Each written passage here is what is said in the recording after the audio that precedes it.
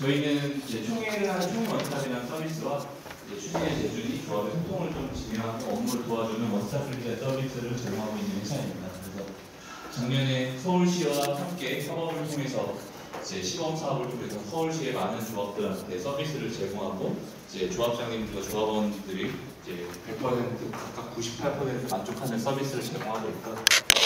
그리고 이제 업계에서 전자적 방식에 대해서 가장 최다 레퍼런스를 가지고 업계 1위를 진행하고 있습니다. 네. 이제 그러면은 법안 현황 부분부터 좀 설명을 좀 드리도록 하겠습니다. 네. 25년도의 법안 현황 부분이 다음과 같이 변경이 됐습니다. 그래서 첫 번째로 전자서명동의서가 25년 12월에 시행이 되고요. 전자투표는 25년 6월에 이미 시행이 됐습니다. 그래서 전자투표로 의결하는 부분은 이제 바로 진행되고 25년 12월에도 또 온라인 총회라고 총회를 직접 참석하지 않고 하는 부분도 12월에 시행됩니다. 즉 올해가 지나게 되면은 전자적 방식으로 되는 부분들이 많이 변동된다는 의미입니다. 그럼 이 부분에 대한 법안이 어떻게 바뀌는지에 대해서 하나씩 좀 설명을 드리도록 하겠습니다. 전자서명동의서 이 부분에 대해서 좀 설명을 드리면 법안이 이렇게 바뀌어 있습니다. 그래서 도시정비법 36조를 보시면은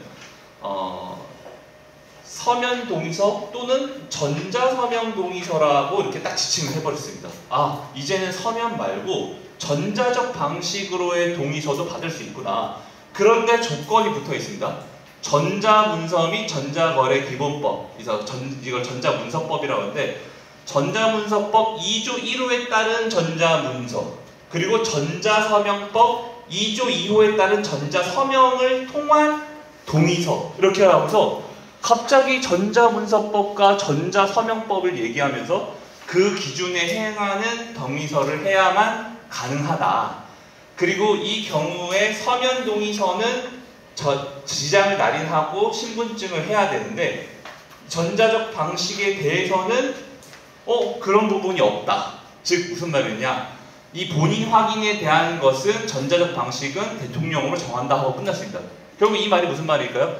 서면으로 하는 서면 방식은 지장 날인과 서명이 필요한데 전자적 방식은 전자문서법과 전자서명법을 잘 지키는 방식으로 하면은 지장 날인과 서명이 필요 없다는 말이죠. 그러니까 엄청 편해졌습니다.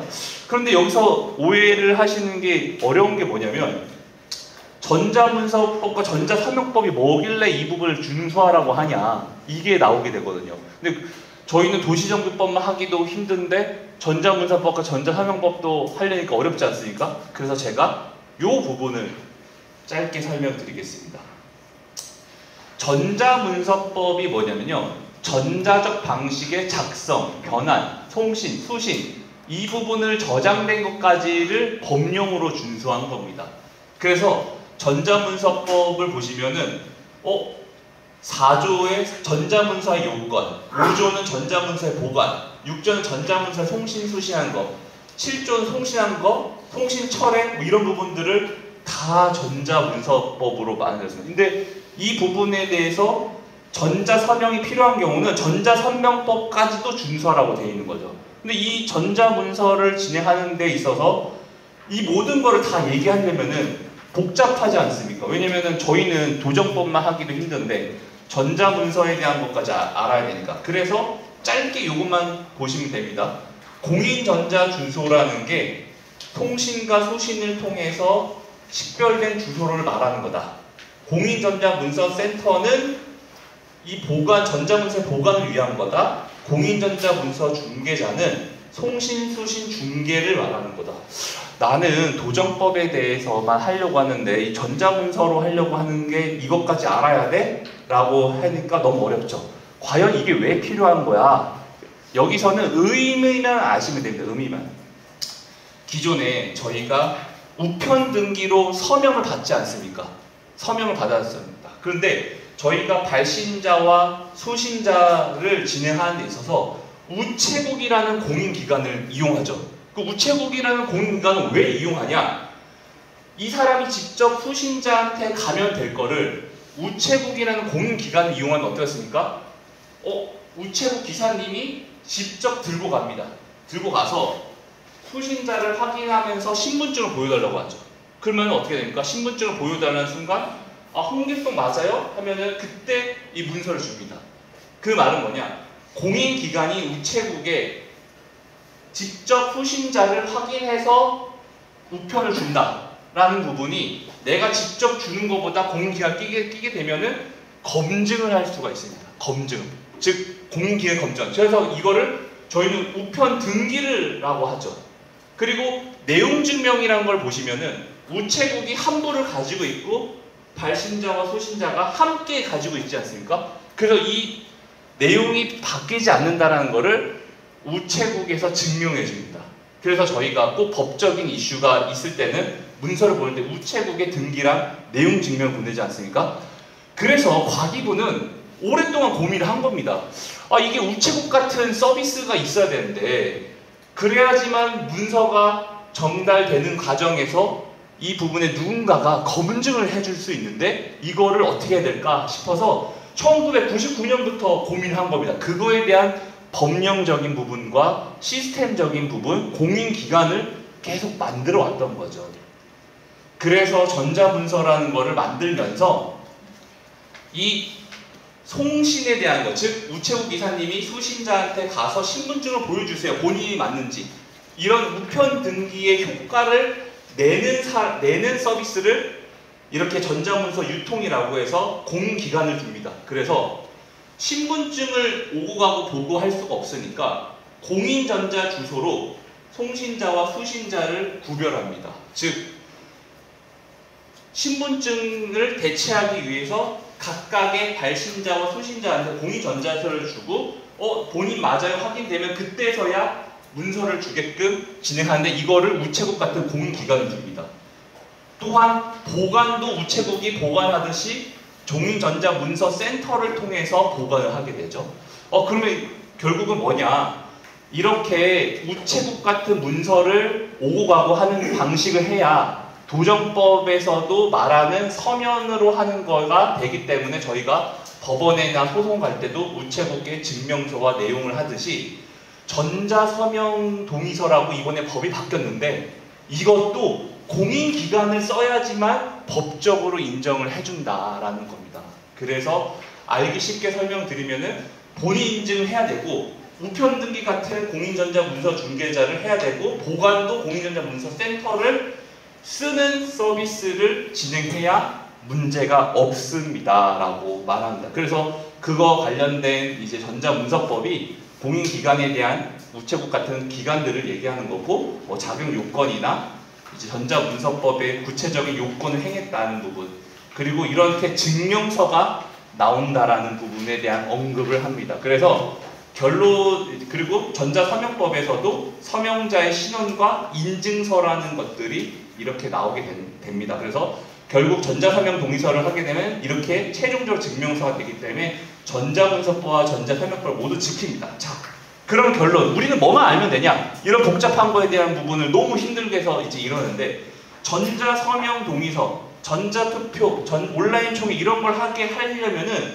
전자적 방식을 할 때 공인전자문서 중개자와 공인전자문서센터로 진행을 하는 실시간으로 하는 업체를 선정해서 진행하면 됩니다 라고 생각합니다. 그래서 업체들이 여러 군데가 있는데 어떻게 되면 전자투표를 발송하실 때는 전자서명 발송하실 때 직접 수신자한테 발송하는 게 아니라 여기 우체국 같은 공인전자문서 중개자한테 요청을 합니다. 전자서명 전자투표하게 해주세요 하면은 이 우체국 같은 공기관이 대신 홍길동 조합원한테 발송하고 투표나 전자서명이 끝나면은 실시간 공인전자문서 보관으로 진행되면서 이렇게 아예 증명서가 나오는 부분으로 하게 됩니다. 이렇게 해야지만 전자적 방식을 했을 때 문제가 없습니다. 그래서 이런 업체들을 잘 골라서 하시면은 정말 편리하게 할 수 있다. 법적으로 이렇게 됐다라고 설명드리는 겁니다. 자, 그래서 이 법령의 기준이 그런 거다. 전자서명 동의서가 바꿨는데 전자문서법과 전자서명법을 준수한 서비스를 쓰게 되면은 편리하다. 자, 그러면 이번에 바뀐 법이 뭐냐? 전자서명 동의서를 진행했을 때 이렇게 기존에 그러니까 지장을 찍어야 되고 서명을 해야 되는데 이제 필요 없다. 어떻게 하냐? 전자서명 동의서 모바일로 서명을 하는 것만으로도 이제 인정을 한다라는 거죠. 그러면 이 방식이 어떤 식으로 바뀌었냐? 이렇게 문자 형태로 나가오게 됩니다. 그래서 본인이 서명할 부분에 대한 게 열람을 하라고 나오고요. 본인 인증을 진행하고 본인의 동의서 서명한 다음에 본인의 건물이 맞는지 이렇게 나오게 되고요. 그 확인한 다음에 사인을 합니다. 그리고 최종적으로 이렇게 서명하는 부분에 동의서 제출하게 하면은 끝납니다. 이 과정이 실제로 문서를 하고 본인 인증하고 이걸 사인을 하고 최종 동의 제출하는 과정이 1에서 2분밖에 안 겁니다. 그래서 더 이상 지장 날인을 받으실 필요 없고 만나서 하실 필요도 우편을 받으실 필요도 없게 되는 간단하게 되죠. 당연히 이제 서면으로 하셨던 것보다 전자로 하시게 되면 어떤 게 장점이냐? 매번 본인 정보가 틀렸습니다. 이 부분 우편을 발송해 주세요. 이런 부분이 없이 그냥 전자로 하게 되니까 그 즉시 발송하고 그 즉시 받게 되는 장점이 있죠. 그래서 사람들이 실수를 하거나 틀렸거나 수정 대응하는 것에 매우 간단해지고요. 휴대폰으로 한다는 건 무슨 말일까요? 언제 어디서든 할 수 있다는 거죠. 그래서 이 사람이 우체국에 갈 필요도 없고 바로 즉시 발송하게 되면은 관련된 시간, 인건비가 모두 다 절감됩니다. 또한 전자적 방식으로 하면은 매번 몇 명이 왔는지 누가 왔는지 확인해야 되는데 그럴 필요 없어요. 자동 집계가 실시간으로 됩니다. 그리고 진구받은 동의서가 이게 내가 진짜 지금 찍은 거 맞아? 서명한 거 맞아? 실제로 이런 소송권들로 생기는데 그럴 필요가 없죠. 아예 공기관이 증명해 주니까. 그래서 이런 부분들에서 다 장점이 있습니다. 라고 말씀드릴 수 있습니다. 자, 그러면 전자투표는 이번 시행된 법령이 어떻게 바뀌었냐면 이제 도정법 45조의 이제 6항 보시면은 똑같은 전자적 방법으로 바뀌었는데 여기도 전자문서법을 따르라고 딱 되어 있죠. 근데 앞에서 저희가 전자문서법을 한번 봤죠. 똑같습니다. 이제 그리고 여기서 파란색으로 제가 조합원이 전자적 방법을 우선적으로 이용하도록 노력해야 된다. 이제 국토부에서도 적극적으로 전자적 방법을 하라고 이제 권장하고 있습니다. 그래서 전자투표는 아예 이게 법령이 시행됐기 때문에 이런 부분에 대한 의결 부분이 적극적으로 진행되고 여기서 말하는 부분이 있습니다. 단 1호에도 불구하고 6항 1호에도 불구하고 44조 2형 단서에 해당 경우 전자적 방법만으로 의결권을 행사할 수 있다라고 하는 부분입니다. 이게 무슨 말이냐면 저희가 코로나 때 경험해 보시지 않습니까? 코로나 때 모일 수가 없으니까 전자투표만으로 직접 출석을 인정한 겁니다. 즉 요게 헷갈리실까봐 제가 천천히 설명드리겠습니다. 총에서 투표를 한다는 거는 우편 투표로 하게 된 것과 직접 직접 제출하는 게 있습니다. 총회 전날까지. 이게 사전투표라고 하지 않습니까? 전자투표는 사전투표를 대체하는 겁니다. 그러면은 총회 당일날에 저희가 직접 참석을 해야 되는 부분이 있지 않습니까? 이 직접 참석률도 필요하고 직접 참석해서 투표하시는 분들도 있죠. 그런데 전자투표는 직접 참석해서 투표하는 거는 인정하지 않습니다. 여기에 나오는 거는 사전투표까지만 인정합니다. 그리고 직접 출석률도 필요한 거죠. 그런데 코로나에 한정해서 재난이 발생했을 때는 전자적 방법만으로 의결을 할 수 있다라고 얘기한 겁니다. 즉 무슨 말이냐? 코로나 같은 발생이 되면은 전자투표만으로도 100% 투표가 가능하다는 겁니다. 그러면 코로나가 발생하지 않으면 어떨까요? 우편 투표도 겸해야 된다는 겁니다. 직접 투표도 겸해야 된다는 거죠. 그래서 전자투표를 한다고 전자적 방식만으로 총회를 하게 되면은 나중에 문제가 되거든요. 그래서 그 말입니다.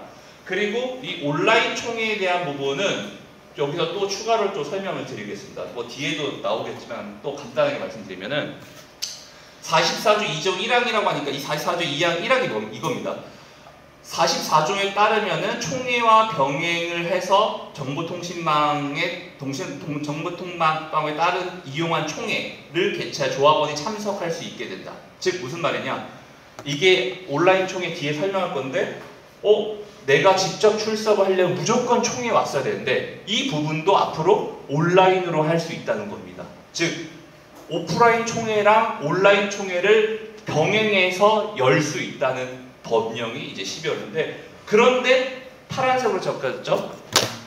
파란색으로 적힌 게 뭐냐면 다만 재난안전기금법 즉 재난이 발생해서 대통령으로 정한 사유가 발생해서 시장 군수 등이 조합원이 직접 출석하기 어렵다고 인정한 경우에는 온라인 총회로 개최할 수 있다. 이 말은 아까랑 똑같습니다. 코로나 같은 재난이 발생하면 사람이 못 모이지 않습니까? 그러면 오프라인 총회 여실 필요도 없고 우편 투표 하실 필요 없고 직접 출석할 하지 않아도 됩니다. 전자투표 하시고 온라인 총회를 하게 되면은 다 온라인만으로 그걸 인정해 주겠다는 겁니다. 물론 이런 재난이 발생해야 된다는 어려움이 있기 때문에 좀 그런 부분 잘 일어나면 안 되겠죠. 그래서 그렇게 만들어 놓은 거고, 그래서 이제 전자적 방법으로에 대한 본인 인증까지도 이제 언급했는데, 이거는 아까 말씀하신 이제 전자문서법에 따른 업체를 쓰면은 문제가 없습니다. 자, 그래서 전자투표는 기존 이제 방금 법령은 설명해 드렸고, 이렇게 서면 결의서 형태로 진행하던 부분이 이제 전자적 방식으로 바뀐다는 겁니다. 그때 우편으로 하실 때 이렇게 신분증과 서명을 함께 꼭 하셔야 됩니다. 이게 우편투표의 기존의 좀 문제점이었습니다.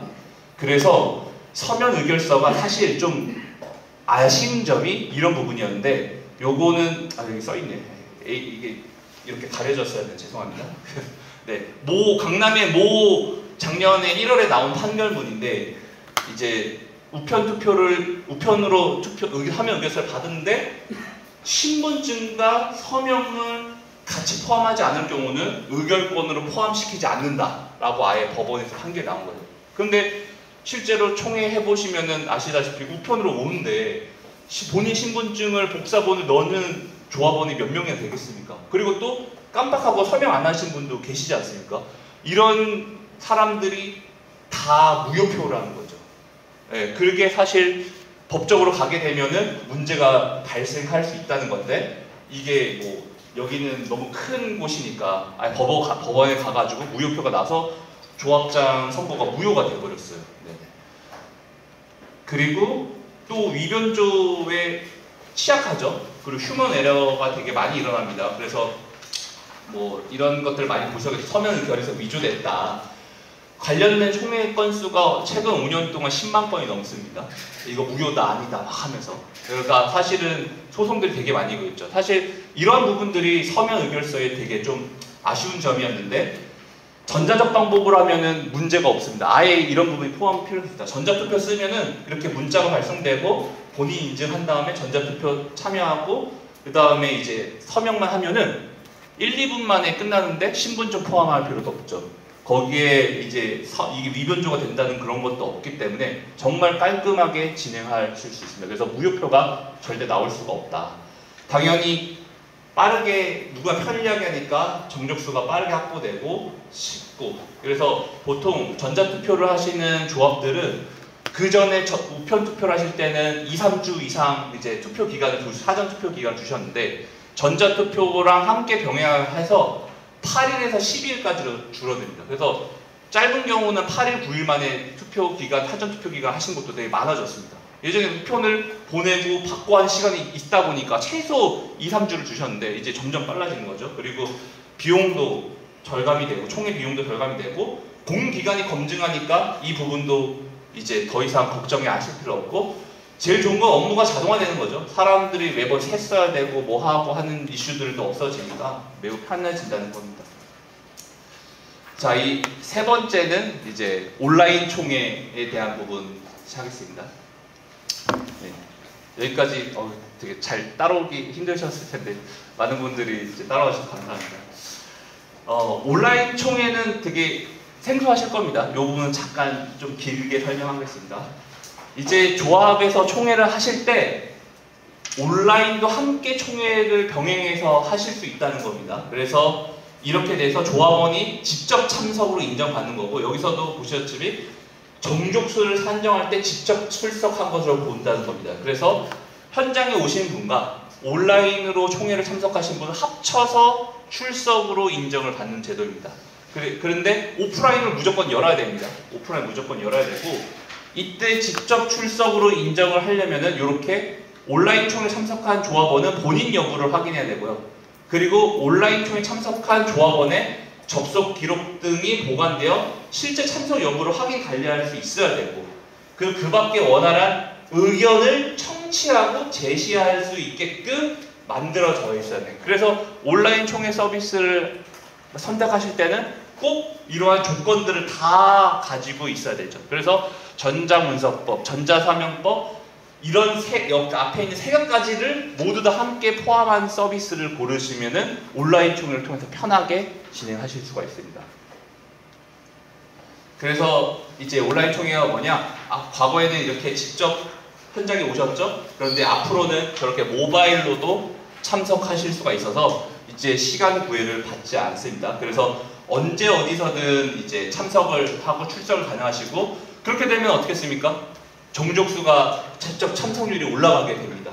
그리고 위변조나 각종 분쟁에 휘말리지 않게 되죠. 뭐 누가 왔느니 안 왔느니, 대리 사인했느니 이런 부분에 대한 부분도 없어지고요. 업무 편의성 증대와 비용 절감이 되는데, 저희가 어느 정도까지 되냐면 참석비가 대략적으로 한 50% 이상 절감을 하더라고요. 왜 그러냐 보면은 직접 출석하신 분들은 10만 원이고요. 온라인으로 참석하신 분들은 5만 원입니다. 이렇게 해도 충분히 온라인으로 나 안 가고 5만 원 받을래, 이러신 분들이 점점 많아지게 되고요.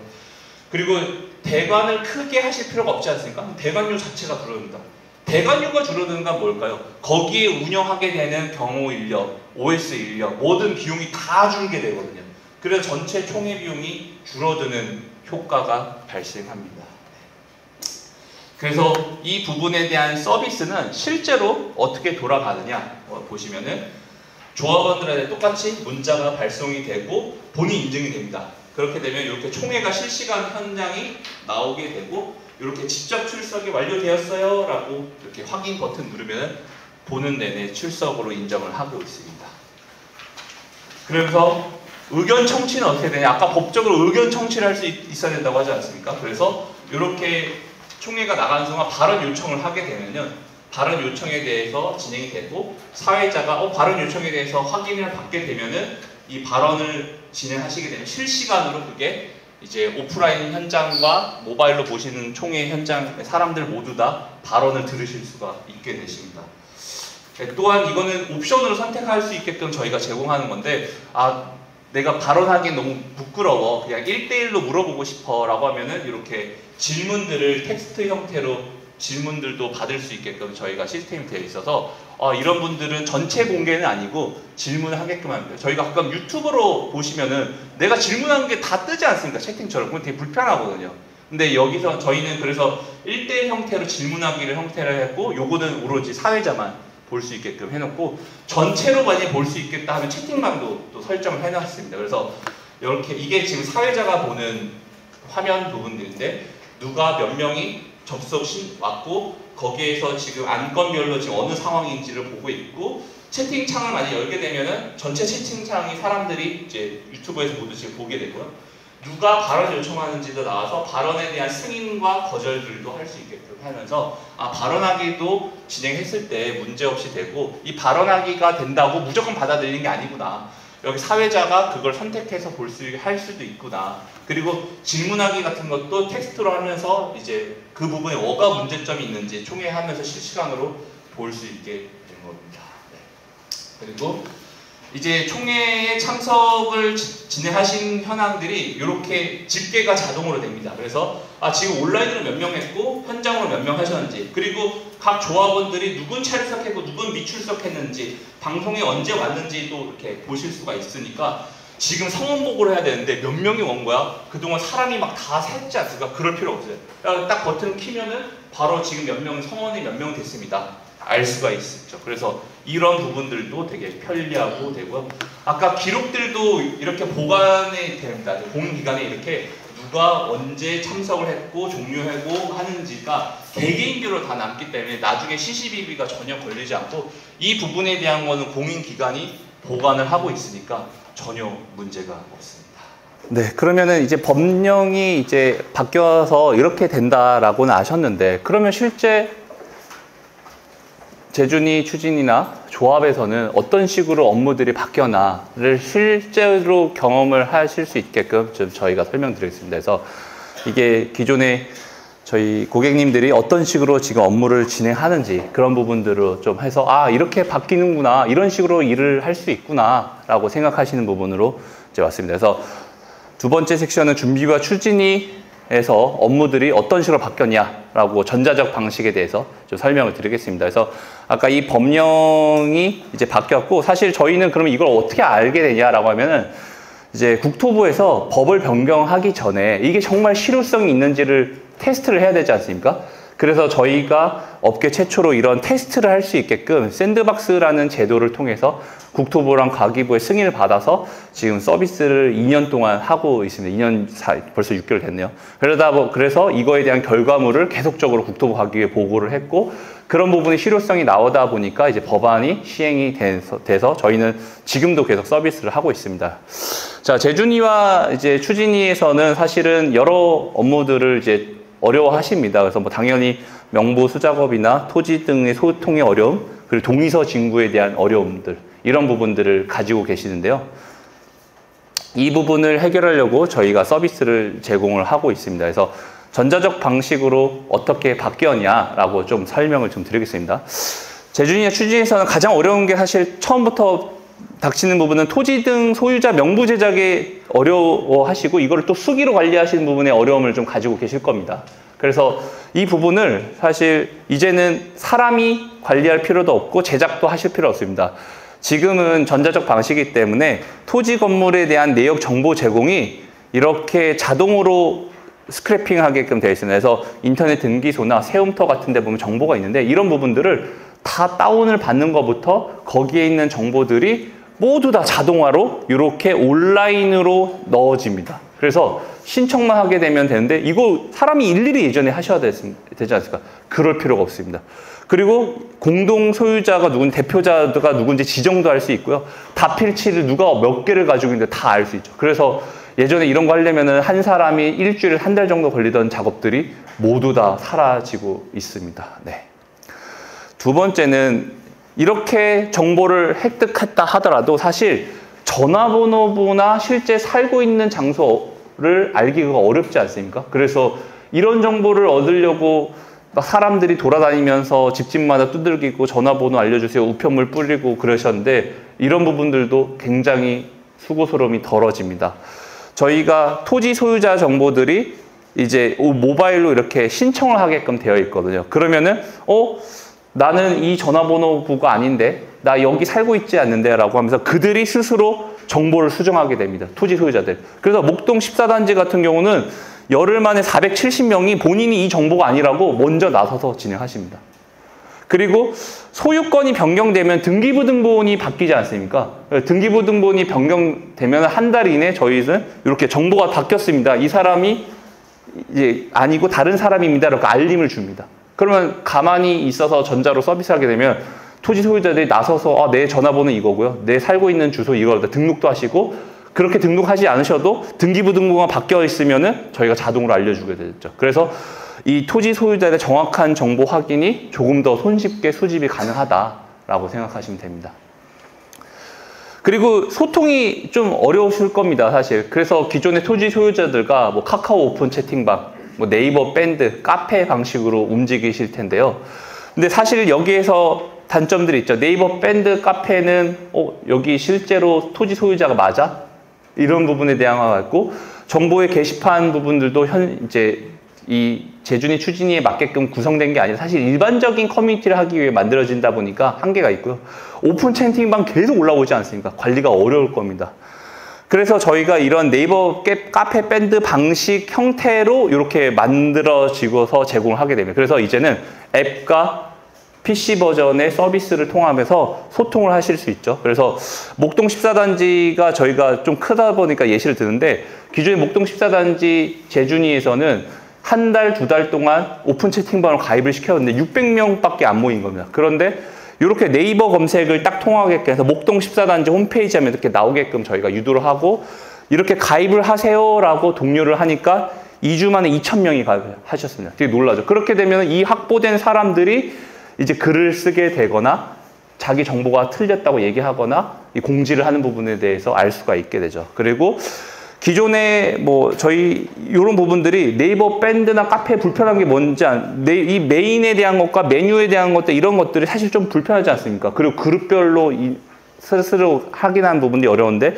여기서는 마음대로 수정할 수가 있습니다. 그래서 이게 집행부 입장에서는 되게 유리한 부분인 거죠. 그래서 이제 본인 인증을 통해서도 접속을 막는 겁니다. 만약에 저희가 네이버 밴드 카페 만들면은 실제 토지 소유자가 아닌 분들도 되게 많이 오시거든요. 뭐 정비업체부터 OS 분들부터 뭐 다른 곳들도 많이 오시는데 정확하게 본인 인증 통해서 이름, 성별, 생년일 이런 거 다 검증하니까 등기부등본만 대조해버리면 바로 알아버리죠. 그래서 이게 다 자동화로 되다 보니까 아무나 쉽게 못 들어오게 되고 글을 쓸 때도 보통 밴드나 카페는 익명이지 않습니까? 아예 이거를 익명으로 작성할지 아니면은 뭐 비익명으로 할지 딱 정확하게 실명으로 할지에 대한 부분도 설정할 수 있게 되니까 요 게시판은 익명으로 하자, 이 게시판은 실명으로 하자 하게 되면은 명확하게 그런 부분들도 알 수 있게끔 되어 있습니다. 그리고 명부와 연동을 시켜서 설문조사나 메시지 발송도 편하게 하실 수 있습니다. 그런데 이런 부분이 보시면은 토지 소유자 전체한테 알릴 부분이 있을 때도 있고 반대로 나는 상가 사람들한테만 날려야 된다. 이럴 부분들도 있지 않습니까? 그럼 상가 사람들만 모아가지고 따로 메시지를 발송하게 하려면 그거 다 일일이 클릭해가지고 확보하고 문자하고 해야 되고 설문조사해야 되고 이런 부분들도 그룹별로 이렇게 진행을 하게 되고 설문조사 하시는 일들이 되게 많은데 모바일 형태로 설문조사를 하니까 실시간 통계가 제공이 되다 보니까 편리하게 진행할 수가 있습니다. 자, 이렇게 사람들을 모아놓고 소통하고 뭐 설문하고 하는 이유는 다 빠른 동의서를 받으려고 하는 부분이지 않습니까? 그래서 법령도 이번에 전자서명 동의서를 받는데 이 동의서도 전자로 받게 되면은 아까 전에 말씀드린 시스템이 자동 집계되고 실시간 진행 상황을 확인하면서 이제 편리하게 되는 거죠. 자, 그래서 아까 모바일로 이제 진행을 한다는 건 아까 보여줬는데 그러면은 집행부 입장에서 어떻게 보냐? 이렇게 대시보드가 나오게 됩니다. 그래서 뭐 연령별로 지금 어떻게 동의율이 됐고 거주제별로 지금 몇 % 동의됐고 여기에 각각이 누가 동의를 했고 안 했고를 바로 알 수 있게 되고요. 그렇게 되면은 제일 중요한 건 실시간 확인을 하게 되면은 전략을 짜는 데 매우 유리합니다.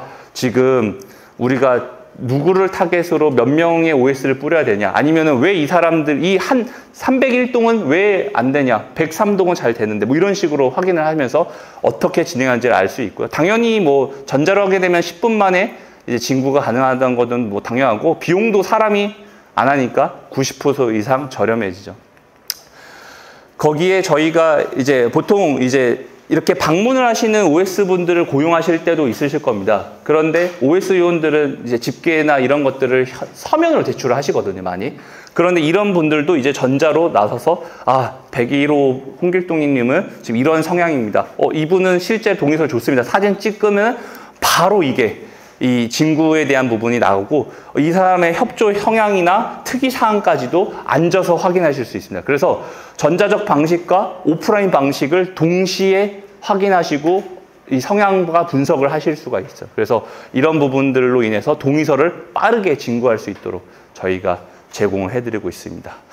그리고 이제 우편물도 그전에 뭐 인쇄소에 맡겨셔서 하실 수도 있지만 이렇게 우편물에 대한 것들도 자동화되어 있습니다. 그래서 뭐 제일 유명한 거는 이제 우체국에서 운영하는 이그린 우편을 쓰셔도 되고요. 저희도 이렇게 우편물 자동을 해서 배달 상태까지 알림을 통해서 실제로 우체국의 접수까지도 출력, 접수, 상태 확인이 모두 다 자동화되어 있는 현재 시정입니다. 그리고 이렇게 정비사업 전용의 소식지 같은 것들도 분기마다 발송하셔야 합니다. 제준이 추진위에서. 그래서 이런 부분들도 아까 우체국에 발송을 하셔도 한계가 있지 않습니까? 그래서 전자등기라고 요즘 이렇게 모바일 형태의 소식지가 발송을 하는 부분이 있어서 이렇게 편리하게도 소식지가 계속적으로 나갈 수 있다라고 생각하시면 됩니다. 또한 이제 아까 말한 온라인 총회라는 기능을 사용하시면은 뭐 주민 총회 같은 것들도 편리하게 사용을 하실 수 있습니다. 그렇게 되면은 여러 업무들이 제준위와 추진위에서 편하게 되는 거고요. 자, 그런 조합은 이제 어떻게 바뀌었을까요? 네. 이 전자투표와 온라인 총회가 이제 이 조합 총회를 좀 많이 바꿨습니다. 그래서 저희가 총회를 할 때 이 토지 소유자를 확인하는 부분을 하고 우편으로 책자를 발송하시는 것도 전자로 하게 됩니다. 그리고 서면 의결서 대신에 전자투표를 하게 되고요. 그리고 일일이 TM으로서 전화를 하시면서 투표해 주세요 하던 것들도 동료도 자동화됩니다. 그리고 출석을 하실 필요 없다고 하셨죠? 그래서 온라인으로 출석을 하게 되는 게 온라인 총회고요. 출석을 하더라도 직접 현장에 오시더라도 전자로 출석을 하시게 됩니다. 그러면 어떻게 될까요? 이 모든 게 서면 투표 대신에 전자투표, 참석도 온라인 대신에 그러니까 직접 출석 대신에 온라인 출석하는 것, 직접 출석하신 분들 다 확인하면은 집계 통계가 다 자동화됩니다. 그래서 그동안 사람이 세고 몇 명이 투표했고 찬성 반대가 몇 표고 이런 부분들이 정말 단순해진 거. 그래서 이런 것들이 이제 서울시 정비목록당에 업로드할 수 있도록 저희는 이렇게 다 자동화 다운로드해서 그냥 밀어넣기만 하시게끔 되어 있으니 총회 업무가 단순해져. 이거를 하나하나씩 좀 설명을 좀 드리도록 하겠습니다. 전자등기를 잘 모르시니까 짧게 설명드리면은 이번에 법령이 개정이 되면서 이렇게 진행됐습니다. 기존에는 소집 통지를 우편 등기로 발송했는데 이제는 이렇게 모바일 형태로 전자적으로 발송 가능합니다. 그러면은 우편 등기와 전자 등기 중에서 당연히 전자 등기로 발송하면 시공간 제약이 없죠. 그리고 최대 장점이 비용이 절감된다는 겁니다. 우편으로 받으셨냐 안 받으셨냐를 모르면 또 우편 또 날아가는데 우편 비용 자체가 비쌉니다, 사실은. 그래서 보통의 조합들은 책자 하나 하는데 10,000원에서 20,000원 사이로 한 사람당의 비용을 할 정도로 비싼데 이런 부분도 얻게 되고, 이제 일하시는 분들은 이런 게 가장 편하십니다. 내가 누구한테 발송했는데 실제로 우편 주소 하나 틀리면은 그거 다시 보내줘야 되거든요. 그리고 실제로 보냈는지 안 보냈는지 다 체크해야 되고, 그리고 안 보냈다고 하면 또 보내야 되고, 그리고 이 책자를 꽁꽁 싸매려고 하는데 다 나중에 옆에서 이제 다 되다 보면은 책자가 이제 누군가한테 다 공유가 되다 보니까 우리 조합의 정보가 다 새게 되거든요. 그래서 보안에 대한 부분도 문제가 되는데 발송 이력이 아예 자동화 딱 나와 있습니다. 홍길동한테 보냈고 그 보낸 사람이 읽었는지 안 읽었는지도 실시간으로 알 수 있습니다. 그러면은 이 사람은 읽었구나 안 읽었구나, 그리고 이게 언제 도착했구나 알 수 있죠. 그러면 가장 이 부분이 우편 대신에 전자로 보냈을 때 진짜 많은 사람들이 보는 거 맞아? 라고 하는데 평균 50% 정도가 전자 방식으로 보고 있습니다. 근데 이게 지금은 아직 익숙하지 않은 조합과 익숙한 조합이 편차가 좀 많이 심한데, 뭐 한남 2구역이다 이런 곳은 이제 8번 정도로 총회를 전자로 했기 때문에 너무 익숙하십니다. 그래서 막 이런 평형조사, 설문조사 보시면 막 86%가 이렇게 다 전자로 할 정도로 너무 편하고, 서빙고 신동화라고 있는데 여기는 저희 거 한 4번 쓰셨거든요. 여기는 투표율의 99%가 다 전자로 할 정도로 진행하다 보니까 책자도 전자로 하시는 거에 더 편할 정도로 합니다. 근데 익숙하지 않은 곳은 뭐 30%, 40% 정도의 열람률이 있어서 처음에는 우편과 전자를 동시에 발송하지만 가면 갈수록 우편 책자가 줄어들고 전자 책자율이 점점 올라가는 상태가 되더라라고 생각하시면 됩니다. 네. 자, 전자투표 뭐 아까 설명을 해서 여러 군데서 사용하신 것도 보실 수 있는데 이렇게 문자 나가고 투표하고 하면 1분 만에 끝나죠. 그래서 전자투표 효력이 어느 정도냐라고 궁금하실 겁니다. 이렇게 저희가 좀 뭐 대표적인 거 뭐 연락하셨는데 뭐 여기 같은 경우는 조합의 97%가 전자로 투표를 하셨고, 여기 900명짜리 총에서도 66%가 전자투표만으로 진행하셨고, 여기서는 1000명짜리의 조합이 64%로 전자투표를 하셨습니다. 그래서 저희가 전국 평균을 내서 진행해보면은 전체 조합원이 1000명이다 라고 하면은 340명, 34%는 투표를 안 하십니다. 그리고 600명, 60% 정도는 전자로 투표를 하시고요. 서면은 66%, 죄송해요. 6%, 60명만 투표하십니다. 그래서 전체의 비중에서 60%는 전자 투표하시고 6%만 서면을 하시고 나머지 34%는 투표를 안 하더라. 이렇게 생각하시면 돼요. 그래서 전자와 서면이 함께 나가는 순간 전자가 10배 정도의 효력을 발생합니다. 그러면 이 전자투표가 민감한 안건에도 투표를 할 수 있냐라고 보시면 관리처분계획, 사업시행계획 변경, 조합장 선임 변경 이런 데도 많이 쓰입니다. 처음에 저희가 전자투표를 할 때 조합장 선임권에서만 되게 많이 불러주시는 겁니다. 그래서 아니 조합장 선임권 왜 불러주십니까? 나중에 이제 인터뷰를 해보면은 뭐 2개, 3개 정도의 이제 그룹들이 싸우는 거죠. 그룹들이 싸우다 보니까 막 이렇게 선거를 치러야 된다, 막 선거관리위원회 막 서로 잡으려고 하고 막 이런 규칙을 정하다 보니까 너무 혼잡하다 보니까 공정하게 해. 그러면 전자로 해보자. 이런 곳들이 이제 나오게 되면서 조합장 선임의 건들이 점점 늘어나더라고요. 뭐 저희도 그래서 처음에 조합장 선임권 할 때 뭐 잘 아시는 원베일리 이런 데도 또 저희가 했고 청담 삼익부터 점점 하다가 이제 점점 민감한 안건에서도 많이 하는 거죠. 민감한 안건에서는 왜 하냐? 66%를 확보해야 되는데 사람만으로 OS로 돌아와서 66% 확보가 안 되는 거죠. 특히 강남부터 이런 게 좀 더 강해졌는데 23년, 24년 되니까 사람들이 점점 집에 오지 말라는 겁니다.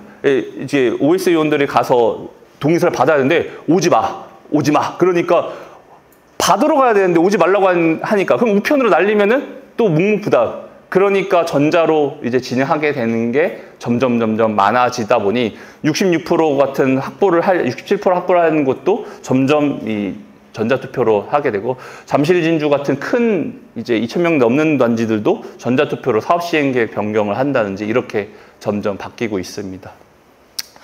그러면은 이 연령대별로 차이가 있는 거 아니냐라고 생각하시는데 그러지 않습니다. 당연히 30대, 40대, 50대, 60대, 7까지 보시면 60대까지 보면 거의 90%가 다 전자로 하고 있지 않습니까? 무슨 말이냐면 투표가 아까 말씀드린 대로 34%는 투표를 안 하지 않습니까? 66%만 투표하는데 이 66%를 딱 봤더니 30대, 40대, 50대, 60대는 다 전자로 하시더라. 서면 결의서 비율이 10% 미만이죠. 70대까지도 82%가 전자로 하십니다. 여기는 서면 결의 17%죠.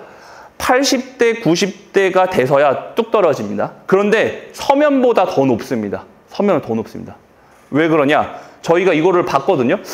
이분들은 이제 전자보다는 서면이 익숙하신 거 아닌가? 라고 했는데 서면은 비율은 그대로인데 아드님들이나 따님들이 이제 대신 전자로 많이 하시게 되더라고요. 그래서 보통 1대1 비율로 보는데 저희는 80, 60대를 아드님, 따님들이 엄마 이렇게 해 라고 하고 보여주고 부모님들이 이렇게 하시게 되더라고요. 그래서 오히려 80, 90대도 전자가 더 많이 나옵니다.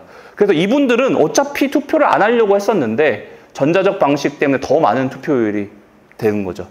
그리고 입찰 선정 안건에서도 되게 많이들 하십니다. 그래서 저희가 137개 안건에서 보통 했는데 뭐 용역업체 선정, CM 선정, 설계사 선정부터 막 되게 많이 하는데 여기서도 되게 이제 전자투표로 진행하다 보니까 의결 성공이 많이 이루어집니다. 그래서 전자투표가 그냥 단순하게 하는 부분이 아니라 민감한 안건 그리고 연령대에서도 다 많이 하시고 이런 입찰 선정 안건까지 많은 곳에서 이미 하고 계신다라고 생각하시면 됩니다.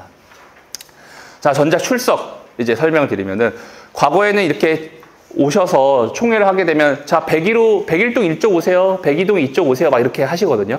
그러면은 갑자기 어느 시간대에 101동 분들이 쫙 줄 서 있고 여긴 다 한가하고 이렇게 되고 일일이 출석 하겠다는 거 다 비교하면서 여기다 사인하셔야 돼요 이렇게 되고 그 사인이 실제 맞는지 확인도 해야 되는데 딱 총회 시간 되면은 자 지금 성원 보고 몇 명이에요 빨리 발표해야 돼 합계해야 돼요 이렇게 되지 않습니까?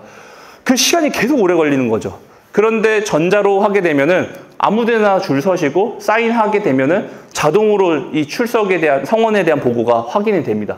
그래서 그냥 태블릿을 딱 보고 지금 몇 명 왔네 성원 보고 할 수 있네 없네 확인한 거죠. 그럼 성원 보고가 미진할 것 같으면 어떻게 해요? 빨리 오시라고 막 그러지 않습니까?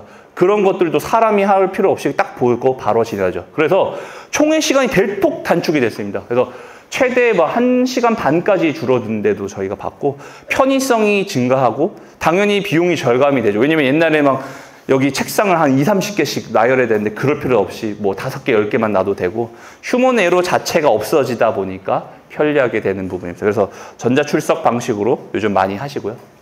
이제 온라인 총회 이제 밑보등이 제일 궁금하실 것 같은데 아까 말씀드렸듯이 문자 발송하고 본인 인증하고 총회를 저렇게 전자적으로 출석을 하게 됩니다.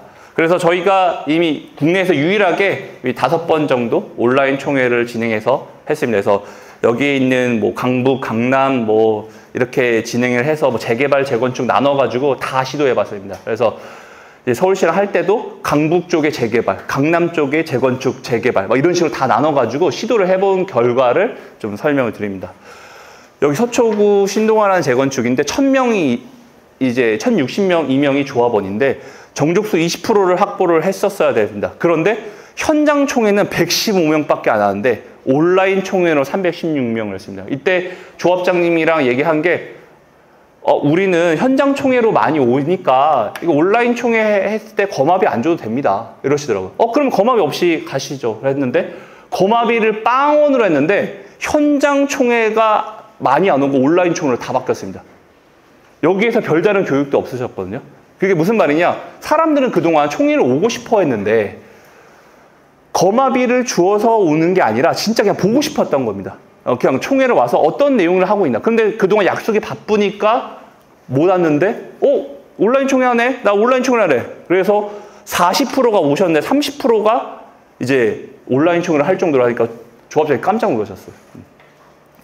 그리고 여기는 성북구 장이 15구역이라는 재개발 이제 조합인데 뭐 장이동 뭐 이렇게 그런 교회 같은 거 보시면 교회 뉴스들이 많이 나오죠. 예. 조합원이 1786명입니다. 예. 그래서 여기서의 실험은 서울시의 주무관이 딱 이거 했던 거야. 재개발에서 이제 나이가 더 많은 고령층이 많은 곳도 가능한가 이 실험을 해본 부분인 거죠. 그 전에 이제 304명, 17%가 왔습니다. 그런데 온라인으로도 364명이 왔다는 거예요. 즉 재개발 지역이고 IT에 되게 조금 미숙한 분들이 하더라도 되게 많이 오신다. 그래서 이때도 20%를 확보해야 되는데 온라인 총회만으로도 이게 20%가 확보됐다라는 부분입니다. 자, 이제 조합이 이렇게 총회 방식이 다 전자로 바뀌고 지금 그러면 앞으로는 좀 더 어떤 식으로 바뀌냐에 대한 좀 설명을 좀 드리도록 하겠습니다. 이제 조합 총회가 대의원의 총회 준비 기간, 총회 통지, 총회 당일 이렇게 됐는데 지금도 이렇게 뭐 강동 3익이나 뭐 이런 데서는 다 이렇게 하고 있습니다. 그냥 대의원에서부터 대의원의 안내문도 모바일 책자로 나갑니다. 전자등기로. 그리고 대의원의 투표를 전자투표로 하십니다. 왜냐면은 대의원회가 많은 곳들은 이것도 쉽지 않거든요. 그래서 아까 말한 강동 3익 같은 경우는 조합원이 2,300명이다 보니까 대의원 숫자도 몇백 명이 되거든요. 그리고 대의원 당일 결과 보고서도 딱 저장을 하죠. 그리고 총회 준비 기간에 저희가 이제 토지 소유자 확인들도 전자로 발송을 해드리고요.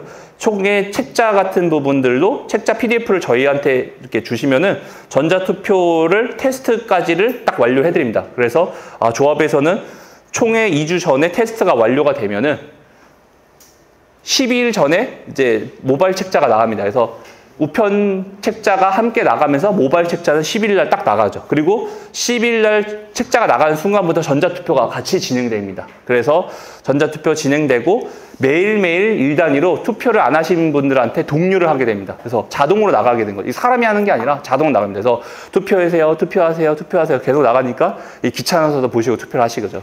그리고 총회 2시간 전에 현장 출석의 전자명부가 진행되고 출석을 하시게 되죠. 이제 사람들 오시고. 그리고 총회가 온라인 총회가 30분 전에 진행됩니다.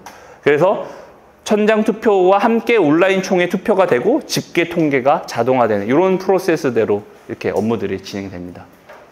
그래서 오프라인과 전자적 방식이 함께 병행하는 상황으로 지금 조합들이 바뀌고 있다라고 생각하시면 됩니다. 자, 그래서 이제 1년, 2년 내에는 이제 어떻게 바뀌냐? 이제 조합원의 명부도 자동화 관리되죠. 조합원들이 전자적으로 본인이 맞는지 인증하고요. 총회의 기간과 비용, 투표 결과도 예측하는 시대가 됩니다. 네. 그리고 내가 총회 책자를 작성해야 되고 뭐 이런 것들도 다 자동화할 수밖에 없고요. 아까 총회 개최도 전자로 하죠. 의결도 전자로 하죠. 출석도 전자로 하죠. 그리고 집계 통계도 전자로 하고 이 제공까지 이제 제출도 전자로 하게 되는 시대가 이제 조만간 몇 년 안에 일어나지 않을까 생각하고 있습니다. 네. 그리고 요거는 이제 책자 없는 것도 저희가 예측 모델 서비스들로 이렇게 한번 실험을 하고 있는데, 이거 찍으시면 안 됩니다. 네. 그 한남 2구역이 뭐 뉴스 보신 분들은 아시겠지만 대우건설 이제 해임 부분을 했는데, 안건이 이제 예측 모델을 돌려달라고 해서 수표가 시작되거든요. 했더니 실제 결과 0.5%밖에 차이가 안 납니다. 청담 3익은 25년 5월에 공사비 변경 건으로 안건 진행했는데 실제 결과와 2.1% 차이밖에 안 나죠. 그리고 서빙고 신동아 같은 건 설계사 선정 건으로 예측 모델 돌렸더니 2.3%가 밖에 차이 안 나요. 즉 무슨 말이냐? 이제는 내가 총회를 하기 전에도 이번 안건이 될까 말까에 대한 이런 부분들에 대해서 고민하고 비용이 얼마 나올까 이런 부분들도 다 예측으로 해서 이번에 하는 것보다 다음에 하는 게 좀 더 확률이 높겠다. 비용도 절감하겠다. 이런 부분들도 알 수 있는 시대가 조만간 올 수 있다는 겁니다. 네.